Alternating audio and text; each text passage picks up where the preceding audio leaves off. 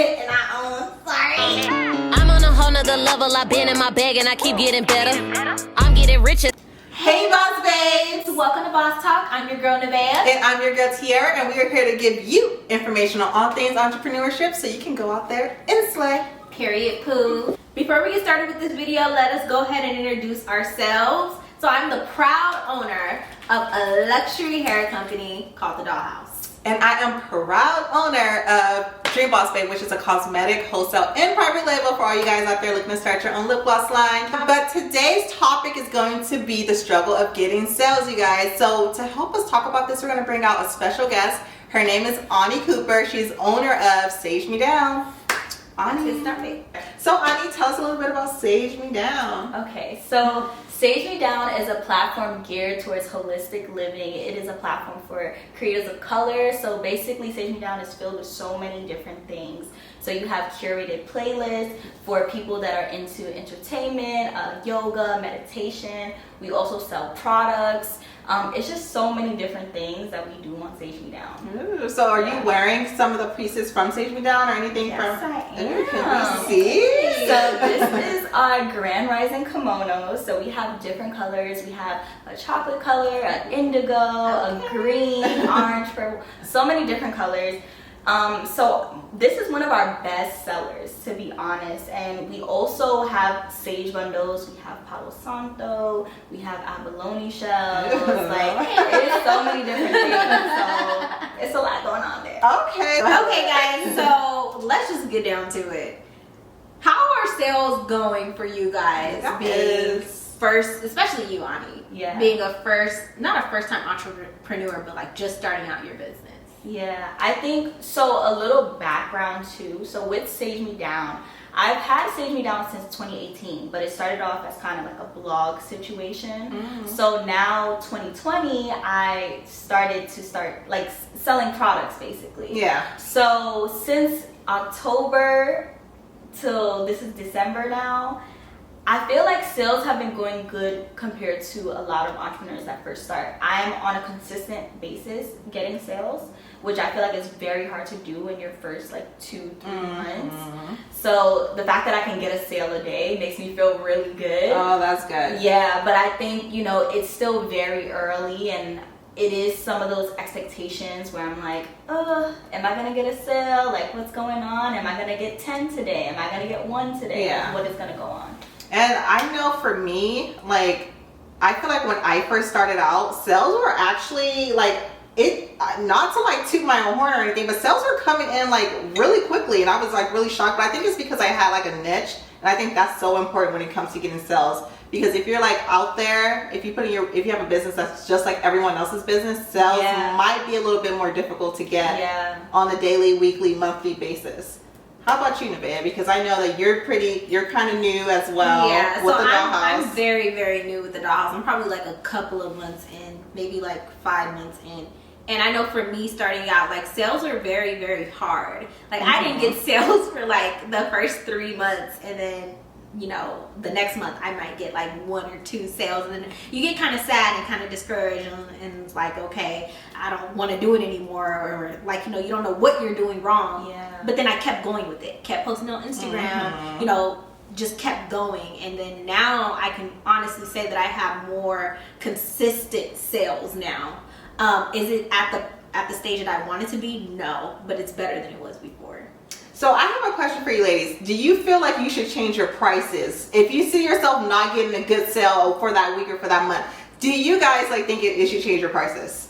Like, I don't know, because I feel like that's a topic. People who are just like new entrepreneurs are like, okay, let me knock my prices $10, $15 down just so I can get a sale. Like, how do you guys feel about that? I know. I don't. I'm not dropping my prices for nobody. If you can't afford my prices, then you ain't my customer. I used to be like that. I used to be like, you know what, let me drop my prices because 1 or 2 people wrote me saying like, you know, I get my raw Indian hair bundles for $60. Okay, well go back to that $60 place and get your raw Indian hair bundles because this ain't the place for you. That's just how I feel about it. I commend that.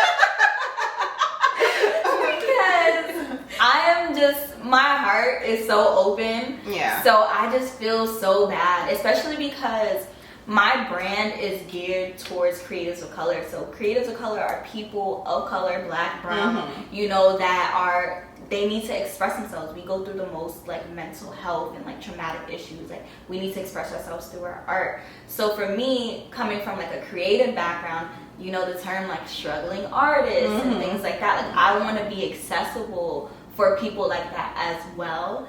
I do have luxury products that is going to be over that, you know, $20 threshold, but I do want to have some things that everybody can kind of like get into. So sometimes I do feel bad with my prices, and I'm like, I don't know, but I do have to understand I have different target audiences. Most businesses, you have to have like a specific target, but mine is like, okay, I want to cater to people that are beginner friendly, that are, you know, just starting out, that has nothing to, they don't know about spirituality, they don't know about holistic living, geared towards them, and to luxury customers that, you know, they are kind of in this and they know what they want. Okay. Yeah. I think that's a good way to look at it, because I feel like I was on the side of Nevaeh, like, you know, but I think it is important to kind of consider like those different aspects that you described. So, Okay, guys, so how do you guys promote your business to get sales? Especially if you're really starting out with like not really any money.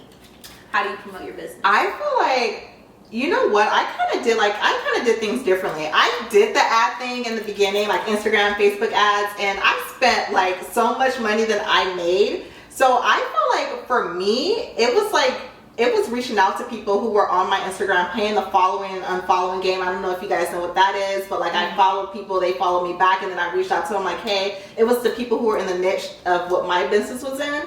I don't think that you should spend a whole bunch of money on ads unless you know what you're doing, because that can be expensive, and it can be expensive and not get you anything. So that's my What about you, Anii?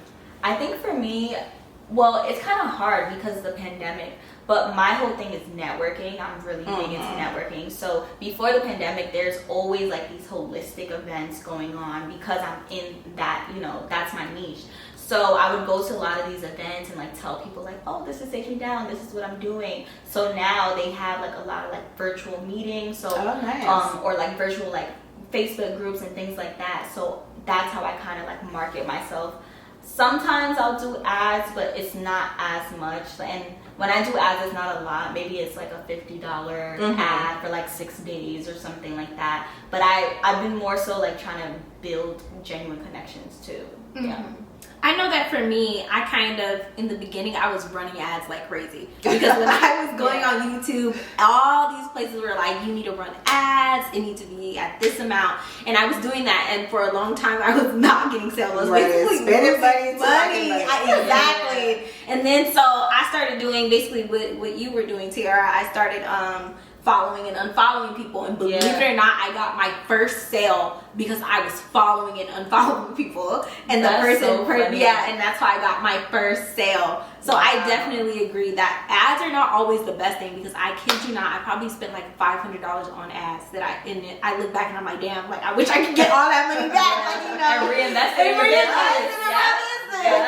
But now that I know, I'm here to let other people know that a lot of times ads ain't the way to go. You don't have to always spend so much money on ads, guys. You can do networking, you can follow other people who are in your niche. You don't have to go that route of spending hundreds of dollars on ads that you don't have. So, but you guys, this was great. I mean, I hope that you guys I hope we kind of inspired other people, or people took from this, because I feel like we had different perspectives and a lot that we had to say. Thank you guys so much for watching Boss Talk. If you want to go ahead and purchase all natural items, you want some good items for healing, you want some good tea, you want a big tea box, go ahead and shop Sage Me Down. If you're looking to start your own cosmetic line, become your own private label, go ahead and shop with Bloss, babe. And if you're tired of wearing hair from the beauty supply store, go ahead and shop Addicted to the Dollhouse, ladies. But until next time, can I get a cheers from you guys? Yes! Thanks, Cheers! I'm on a whole nother level. I've been in my bag and I keep getting better.